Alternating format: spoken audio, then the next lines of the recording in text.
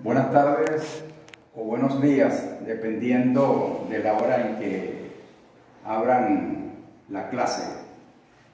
Bienvenido a esta última clase correspondiente al tercer año del año escolar 2020-2021.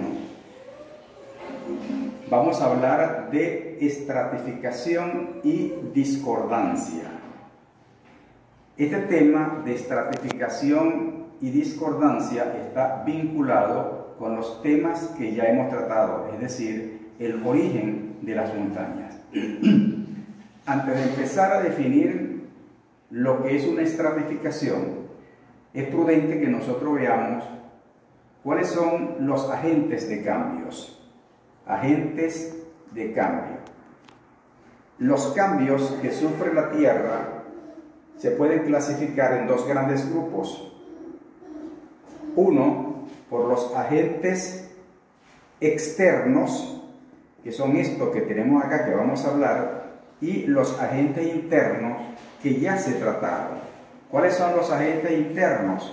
Los que vienen desde el interior de la Tierra, como los movimientos sísmicos, las actividades volcánicas y los movimientos tectónicos.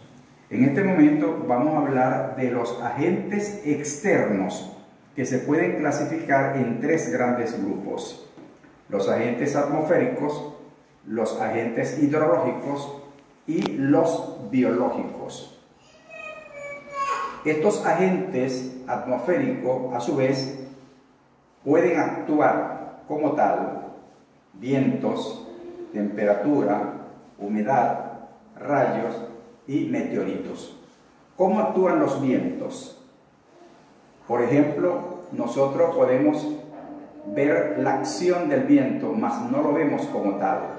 El viento puede pasar por una superficie determinada y puede acarrear, puede transportar o puede limar o escoriar una superficie determinada. La temperatura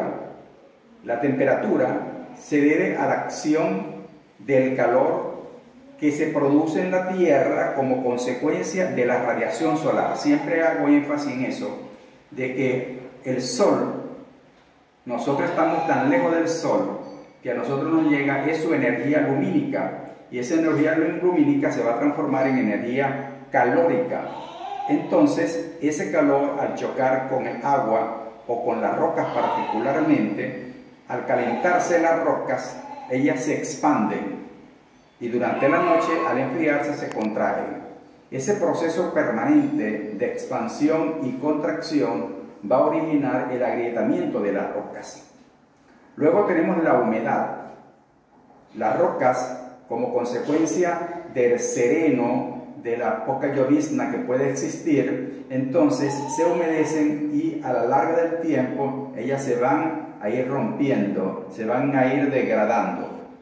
Los rayos se refieren a las descargas eléctricas de acuerdo a la atracción eléctrica que existe entre la atmósfera y la Tierra, que actúan como un dipolo, y al caer los rayos lógicamente van a romper todo lo que encuentra en su camino, llámese un árbol, llámese una roca, llámese una persona, etc. Y los meteoritos, cuando caen en la superficie terrestre, van a provocar cráteres, pueden provocar incendios, movimientos sísmicos, en fin, todas estas cosas. De esta manera, los agentes atmosféricos pueden actuar como agentes de cambio.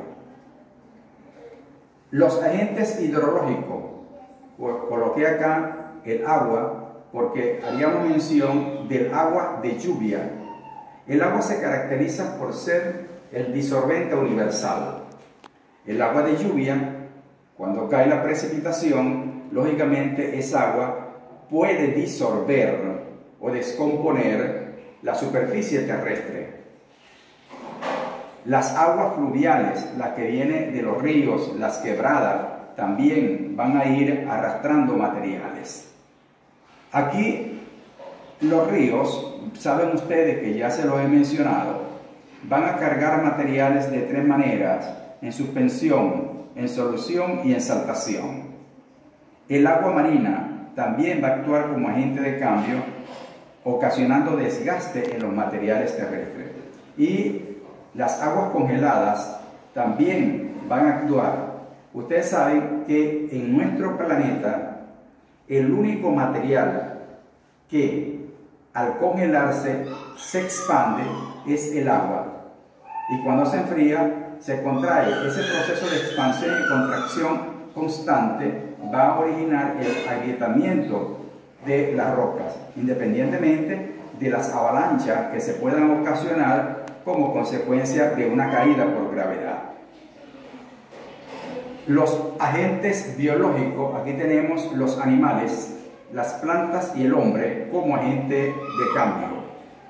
Los animales, tenemos animales aéreos, todas las aves, tenemos animales superficiales y tenemos animales subterráneos, que si el topo, la lombriz de tierra, el bachaco, etcétera, etcétera. Las plantas también van a actuar como agente de cambio, en el sentido de que si, por ejemplo, tenemos un árbol que lo sembramos en una zona determinada, muy cerca de nuestra casa, las raíces van a levantar los cimientos y pueden agrietar las paredes o los pisos. Y el hombre, lógicamente, en última instancia, cuando digo el hombre no estoy hablando del sexo, estoy hablando de el hombre en general. Tanto el hombre como la mujer somos agentes de cambio que estamos destruyendo nuestro hogar común, que se llama nuestro planeta Tierra. Cada día nuestras exigencias, cada día nuestro consumismo está acabando con nuestro planeta. De manera tal que todos estos agentes van a traer como consecuencia la degradación, la descomposición de los materiales terrestres, llámese roca y llámese minerales.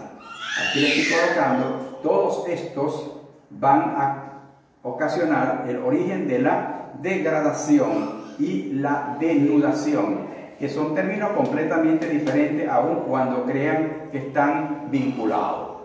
La degradación es la descomposición en partículas más pequeñas, mientras que la denudación es el primer proceso para llegar a la degradación. Denudación, desnudarse, quitarse la vegetación. Ya eso es lo que es indicativo de que está empezando el proceso de denudación. Todo este conjunto de desgaste entonces va a producir lo que nosotros conocemos como la meteorización y la erosión. Los dos términos indican desgaste, transformación de las rocas primitivas, pero hay una gran diferencia entre ambos.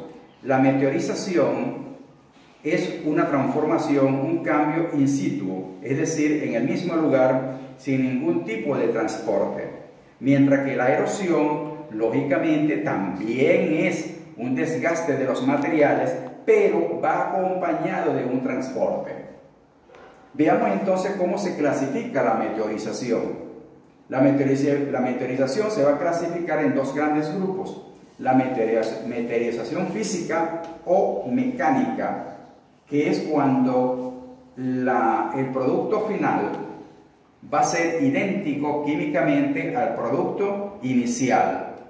La única variación es que se va a fragmentar, se va a descomponer, va a formar lo que nosotros llamamos detritos, que van a formar a las rocas detríticas o los clastos. Mientras que la meteorización química, lógicamente, el producto inicial va a diferir del producto final. Y esa diferencia puede ser como consecuencia de que el agua pueda actuar como un catalizador. Saben ustedes que los catalizadores actúan para retrasar o acelerar un proceso químico. Así actúa el agua. Su acción hidratante actúa para añadir moléculas de agua en una roca o en un mineral. Por ejemplo, hay muchísimas rocas, el caso del yeso. El yeso es un sulfato de magnesio dihidratado, es decir, con dos moléculas de agua. Se hidrató durante su proceso. La oxidación, agente oxidante, empieza en la reacción, se pierden electrones se gana por otra parte y se va a transformar en otro compuesto. Cementantes, cementantes con C, es decir, que en la meteorización el agua puede actuar pegando, uniendo las partículas que han sido desprendidas. Y sabemos que hay 3 tipos de cementantes: los carbonatos, el silicio y el óxido de hierro. Son los 3 más conocidos. Y la acción disolvente, cuando el agua disuelve los componentes que conforman una roca o conforman un mineral. Todo eso se produce y se queda en el mismo sitio. Por eso se dice que no tiene ningún tipo de transporte. Sin embargo, la erosión, vamos a tener que la erosión también es una transformación, un cambio, pero con transporte. Y lógicamente, dependiendo del elemento que participe como medio de transporte, allí estará su nombre. Por ejemplo, en el caso de la erosión eólica, actúa la acción del viento Eus, de la mitología griega, dios del viento. Entonces, el viento choca contra las rocas y las va a empezar a desprender, o va a abrir orificio dentro de la superficie de un cerro, de una montaña, de un piso o algo por el estilo. La erosión marina, cuando actúa la acción de las olas o incluso de las corrientes marinas, las mareas pueden ocasionar desgastes en las montañas, desprendiendo sedimento para que durante todo este proceso posteriormente se formen las rocas sedimentarias. Erosión fluvial. Aquí tenemos que es cuando la acción de los ríos, las quebradas, van transportando materiales, como les decía, y lo van a llevar en 3 formas: en solución, en suspensión y transporte. Las glaciaciones también originan erosión. Y hay un término que a mí me gusta mucho usarlo, que es la erosión pluvial, como consecuencia del agua de lluvia. Bien, como pueden observar, todos estos elementos empiezan a romper, a degradar todos los materiales de la superficie terrestre. Ahora, también hay un término que se conoce mucho en términos geológicos, que es el desplazamiento por gravedad. Ese desplazamiento por gravedad es cuando en un cerro determinado hay una cierta cantidad de roca que ha quedado al descubierto y que, por supuesto, por su peso y la acción gravitacional, ellas tienden a caerse a sitios más bajos. Pues se ve normalmente cuando pasamos a través de una carretera, por ejemplo, cuando vamos de Puerto La Cruz a Cumaná. En toda esa carretera normalmente hay desprendimiento de rocas. También en la vía alterna, allí podemos ver caída de rocas. Eso se llama desplazamiento por gravedad. Todos estos materiales van a formar lo que nosotros conocemos como sedimentos. Los sedimentos se van a acumular de acuerdo al proceso de formación de una roca sedimentaria. Los sedimentos empiezan a acumularse. Primero empiezan a transportarse por cualquiera del transporte, por cualquiera de estos medios. Se van a transportar esos sedimentos. ¿Y a dónde van esos sedimentos, esos materiales descompuestos, esos detritos, esos clastos? ¿A dónde van? Pueden ir a un río, pueden ir al mar, que los ríos lo van a llevar a los mares. De una u otra forma van a llegar a los mares. Y allí, por supuesto, en los mares son las corrientes marinas las que se van a encargar de transportar y empezar a acumular esos sedimentos, que se llama la sedimentación. La sedimentación es la acumulación de los sedimentos de acuerdo a su densidad. Es decir, los materiales más densos se van al fondo. Aquí, por ejemplo, tenemos una estratificación, se llama estratificación paralela. Aquí, por ejemplo, tendríamos un caso de una acumulación de sedimentos. Esto es A, esto es B y esto es C. Y como siempre digo, esto no es para hacer el dibujo más bonito, sino es que es parte de la formación didáctica. Aquí, por ejemplo, hay una serie de puntos. Aquí, esto es una arenisca. Aquí, en la parte B, en los estratos B, vamos a tener una rayita que esta es una lutita. Y aquí la C son círculos con puntitos más pequeños que se llama arenisca. Esa es la forma litológica de representar a estas rocas. Cuando se acumulan bien en los fondos marinos o en la parte continental de esta manera, nosotros estamos hablando de una estratificación paralela.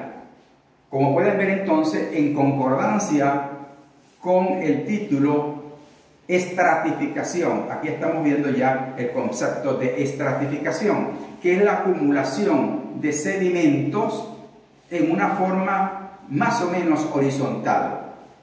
Y en este momento, aquí como estamos, esto quiere decir que esta estratificación no ha sufrido ninguna deformación como consecuencia de los movimientos tectónicos.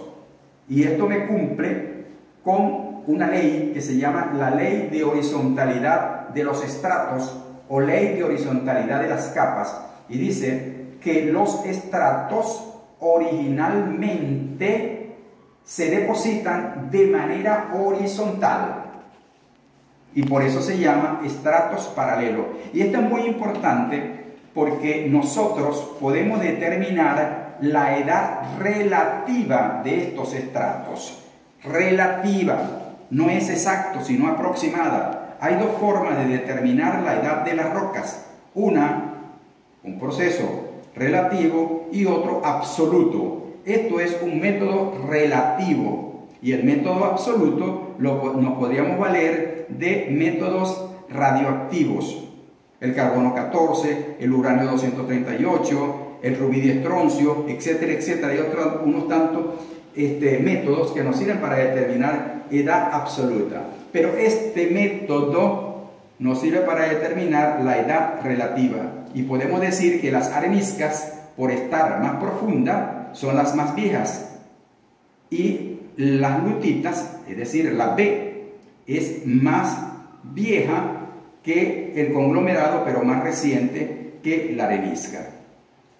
También podemos ver la estratificación cuando se hace cruzada. En este caso, aquí tenemos lo que se llama estratificación cruzada. Esta estratificación venía más o menos horizontal y hubo un movimiento y trató o tuvo la tendencia de pasar por encima de esta estratificación que está horizontalmente. Por eso se llama cruzada, se están cruzando entre sí. Esto más o menos es lo que sería la estratificación. Esa estratificación al geólogo, ¿para qué le sirve? Bueno, ya habíamos dicho, primero para determinar la edad relativa de una roca. Y en segundo lugar, hacer lo que se llama la correlación de estratos. Correlación de estratos. Hay dos tipos de correlación. La correlación física y la correlación biológica. Aquí no pude hacer parte del dibujo porque no tengo espacio, pero supongamos que esto es, vamos a llamarla la formación A. Para tener una idea, supongamos que esto sea la parte del hospital, el hospital Luis Racetti. Nosotros fuimos y podemos ver que esta es la secuencia de rocas, de sedimentos que hay por allí: lutita, areniscas y caliza. Aquí introduje un nuevo tipo de rocas que son las calizas. Las calizas son rocas de origen química, formado en un ambiente marino. Entonces, esto es acá la parte del rincón, el hospital, toda esa parte por allí. Y resulta que aquí hay una falla o aquí hay un obstáculo que no me permite determinar qué tipo de roca es. Entonces yo puedo llegar a Puerto La Cruz y ver la litología de Puerto La Cruz, que no está acá, estoy poniéndole un ejemplo, está acá. Entonces yo puedo correlacionar esta parte con lo que tengo acá. Si por ejemplo aquí tengo lutitas y acá tengo lutitas, entonces puedo decir que son correlativas. Ok, aquí tengo el dibujo. Ya no voy a hacer más imaginativo, vamos a hacerlo real. Aquí tenemos FA, vamos a llamarlo formación A, que está compuesta por lutita, arenisca y caliza, como le decía. Esto puede ser Barcelona. Aquí está el interrogante porque es una zona que nosotros no conocemos. Solamente conocemos esta, la formación B, que puede ser Guanta, por decirte algo. Entonces nosotros vemos que en esta zona de Guanta, en la parte superior, hay una lutita. Entonces nosotros podemos decir que son correlativas las dos formaciones, y que supuestamente aquí arriba donde nosotros no podemos accesar hay pura lutita. Y aquí, como podemos ver en la formación B, desapareció, no está la arenisca que está en este sitio. Eso quiere decir o que se erosionó en el momento de depositarse, o por el contrario, nunca se depositó. Eso tendríamos que saber haciendo un estudio a fondo, pues. Y luego podemos ver que al final aquí se dice que es discordante. Hay una discordancia, que es lo que vamos a ver ahorita acá. Y aquí, por ejemplo, podemos ver que la última estratificación es la caliza, que sí está presente, de manera tal que desapareció la arenisca por alguna de las razones. Eso es lo que se llama una correlación física, cuando la correlación se hace en función a la litología de la zona. Porque también tenemos lo que se llama la correlación biológica. Aquí tenemos una correlación biológica. Y vamos a tener tres formaciones: la formación 1, la formación 2 y la formación 3. Vemos que en la formación 1 vamos a tener 1, 2, 3, 4 fósiles. En la formación 2 vamos a tener 1, 2, 3 y 4 fósiles. Y los fósiles son idénticos. Eso quiere decir que la formación 1 es concordante, es correlativa la A con la B. Pero en la tercera tenemos 1, tenemos 2 y tenemos 3 tipos de fósiles diferentes. Lo cual quiere decir que no es totalmente correlativa, sino que aquí en la formación 3 hay una discordancia. Y por supuesto, la correlación biológica es un auxiliar de la correlación física. Me perdonan el dibujo, anoten por allí, por ejemplo, yo quise dibujar aquí un trilobitis. Un trilobitis. Los trilobitis son fósiles que tuvieron presente en la era del Paleozoico, desde el Cámbrico hasta el Devónico. Son fósiles guías y que tienen aproximadamente no tienen mucho tiempo, más o menos 250 millones de años. ¿Qué les parece? Y aquí tenemos un Dryctópolo que pertenece a la era del Mesozoico. Aquí no está en la formación 3. Sin embargo, aquí podemos ver que esto que dibujé aquí, esto me representa una amonita. Esto es un reptil. Este es un reptil que perteneció a finales del Paleozoico y desapareció más o menos en el Triásico, si mi mente no me traiciona. Y aquí tenemos las amonitas. Las amonitas es más o menos como un caracol gigantesco, grande, más o menos de unos 40-60 centímetros de diámetro, y que tuvieron su presencia entre el Jurásico y el Triásico. Es decir, estoy hablando de aproximadamente 110 millones de años. Ellos están presentes tanto en la formación 1 como en la formación 2 y en la formación 3. Aquí hay una discordancia porque no está presente el organismo anterior. Nosotros podemos decir que esto, por ejemplo, tiene tantos años porque pertenece a la era del Mesozoico. Aquí arriba quise representar, eso no es un cachicamo ni nada de eso, quise representar a un elefante.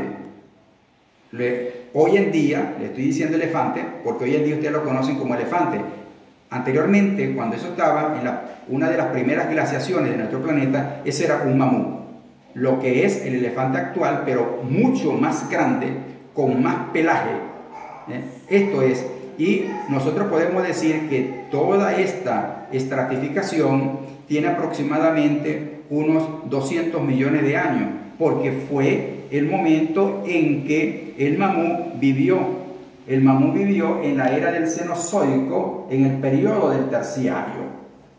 Entonces, esto es una correlación biológica que me determina con más exactitud la edad que este caso. Entonces, bien, como estábamos diciendo, cuando desaparece un elemento, ya estamos hablando de una discordancia. Entonces, ya. Bien, como estaba diciendo, aquí tenemos entonces una discordancia. Nuestro tema aquí en la parte superior. ¿Qué es una discordancia? La discordancia es una interrupción temporal de una secuencia estratigráfica. Eso puede durar 1000 años, 1.000.000 de años, etcétera, etcétera. Eso es una discordancia, la interrupción temporal de una secuencia estratigráfica. Y el hiato es la duración, el tiempo que tardó esa interrupción temporal. Vamos a tener 4 tipos de discordancia. Existen otras tantas, pero vamos a estudiar estas 4. Primero, discordancia angular. ¿Qué se dice o a qué se refiere la discordancia angular? Aquí teníamos esta estratificación que está plegada, esto se llama plegamiento. Esto originalmente fue horizontal, pero luego hubo una fuerza, un movimiento tectónico que lo dislocó, me formó esta serie de plegamientos. Y entonces sobre la cresta de estos pliegues empezaron a acumularse una nueva estratificación. Y como podemos ver, entre la inclinación entre los flancos y la horizontalidad de las capas se forma un cierto ángulo, y de allí, de un ángulo que vemos acá, un ángulo que se forma acá, y por eso se le llama discordancia angular. Aquí tenemos discordancia litológica. Como pueden ver, aquí pueden observar la diferencia de la litología. Estos son una serie de X o cruces. Esto me representa un símbolo litológico, una roca plutónica. Un plutón es una roca intrusiva, una roca ígnea. Entonces, sobre esta roca ígnea se deposita una nueva estratificación. Y saben una cosa, muchachos, que esto, como este Plutón está en el interior de la Tierra a elevadas temperaturas, le emite a estos estratos una energía calórica. Y entonces, ¿qué se va a formar aquí? Un poquito de memoria. Una roca metamórfica, porque aquí se va a originar un metamorfismo. En este caso se llama metamorfismo térmico o metamorfismo de contacto. ¿Ok? Entonces, esto se llama la discordancia litológica.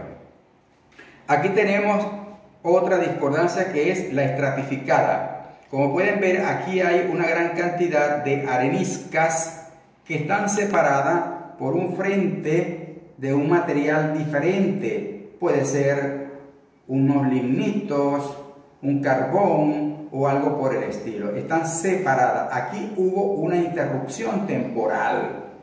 como lo hubo aquí y como lo veo aquí. ¿Dónde está la discordancia? Aquí en esta parte está la discordancia. Aquí está la discordancia.